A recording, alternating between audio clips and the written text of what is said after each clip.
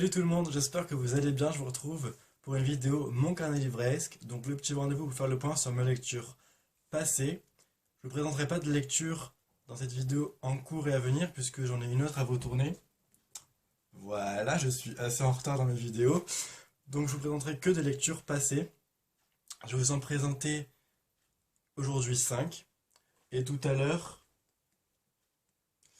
5 plus 1 dont je n'ai pas le livre en format papier. Enfin, je l'ai prêté. Mais on s'en fout. On va commencer tout de suite pour que la vidéo soit trop longue. C'est parti. Alors, j'ai dû lire ce livre au mois de février. Moi, je crois que c'est ça. J'ai donc lu Pour une liberté de Mathieu Méréguet, qui est un roman auto-édité, si je dis pas de bêtises. Donc, que j'ai bien aimé, sauf qu'il y avait des petits bémols. Voilà, j'ai aimé tout le côté curiosité que l'auteur amène dans son roman. Ouais, il nous distille des petits trucs par-ci par-là qui fait qu'on est un petit peu curieux. Mais je pense qu'il aurait dû être plus remanié, il aurait dû être écrit d'une façon différente pour que l'auteur soit totalement embarqué dans le récit. Je dois vous avouer que j'ai des petits souvenirs comme ça, mais je me rappelle plus vraiment comment s'appellent les personnages. Voilà, c'est pas un livre qui m'a beaucoup marqué. Mais voilà, je me souviens que j'ai beaucoup aimé le côté thriller, le côté révélation de la fin qui m'avait beaucoup surpris. Voilà, c'est un roman sympathique, mais il restera pas dans ma mémoire très longtemps. Donc à voir si vous voulez vous aussi le lire et vous plonger dans ce petit thriller.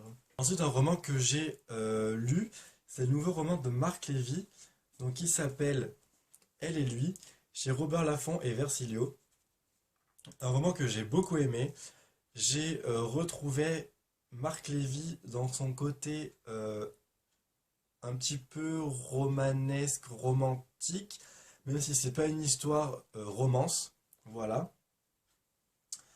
C'est un roman où on retrouve les personnages de Et si c'était vrai, voilà, on découvre le couple dans ce roman-là.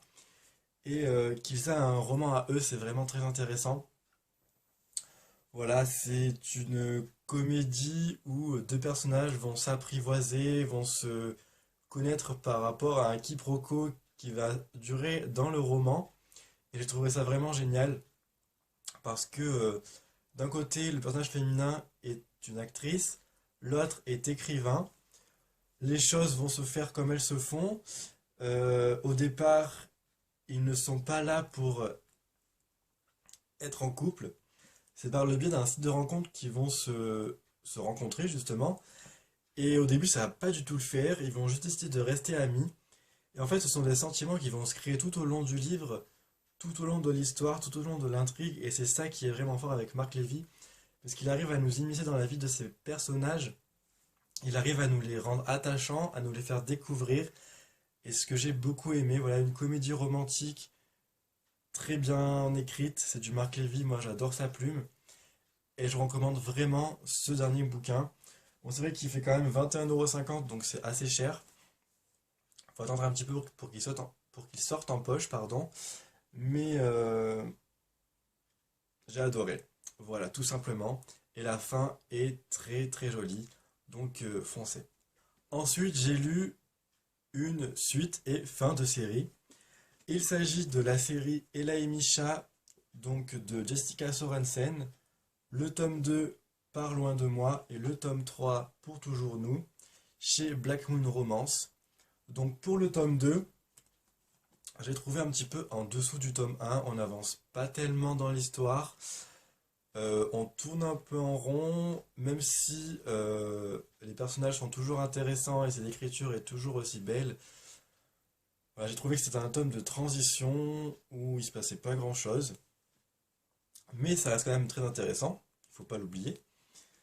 Et le tome 3, nos personnages avancent, l'histoire avance, voilà. La fin du tome 2, il y avait un élément qui faisait que, voilà, on savait qu'on allait avancer. Et effectivement, on avance dans ce tome 3.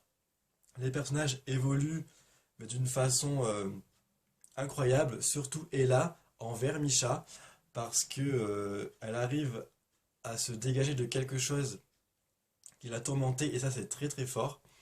Voilà, c'est un couple qui fait battre notre petit cœur, c'est un couple tellement mignon, tellement sensible, tellement empreint d'amour l'un envers l'autre, que c'est trop mignon quoi, voilà.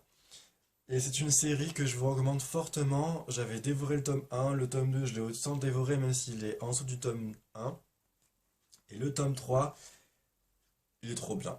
Voilà. La série se termine super bien et j'ai hâte de lire La Tentation de Lila et Ethan qui est le tome 4. Et enfin, j'ai lu un petit roman de Samantha Bailey, mon premier. Il s'agit de Ce qui nous lie, donc publié aux éditions Michel Lafon, non, aux éditions Milady plutôt, avec une très jolie couverture. Voilà, j'ai adoré, adoré, adoré ce livre. Alice a un don, donc elle peut voir les liens qu'ont les autres personnes avec les gens qui les entourent en fait, soit des liens d'amitié, des liens d'amour, des liens familiaux. Et voilà, elle va se servir de ce don pour détruire les couples. Et en fait, elle va tomber sur son patron, qui lui n'a aucun lien. C'est ce qui va l'intriguer. Voilà, j'ai trouvé la plume de Samantha Bailey, je sais pas comment on dit en fait, euh, très poétique, très bien tournée, elle choisit ses mots, elle choisit ses phrases. C'est vraiment une plume qui est entraînante et envoûtante. L'histoire est très bien construite, tout comme l'intrigue.